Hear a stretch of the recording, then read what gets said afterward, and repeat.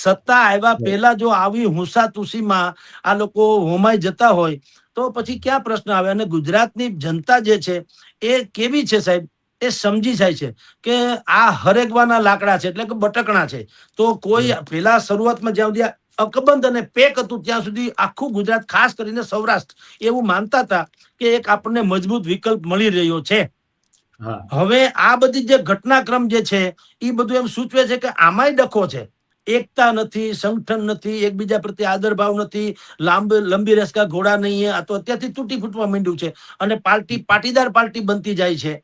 તો આપણી ગુજરાત ને સૌરાષ્ટ્રની જનતા તો બિલકુલ બુદ્ધિશાળી લોકો છે, વેપારી માનસ ધરાવનારી છે. એને ખબર છે અજાણા મિત્ર કરતા જાણીતો શત્રુ વધુ સારો.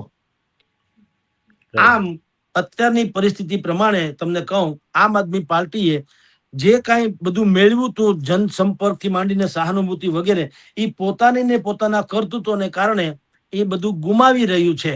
જે થર્ડ ફોર્સ ગુજરાતમાં ક્યારેય નથી ચાલ્યો એવું જે કહેવામાં આવતું હતું એ ફરી એક વખત યથાર્થ સાબિત થવા તરફ જઈ રહ્યું છે.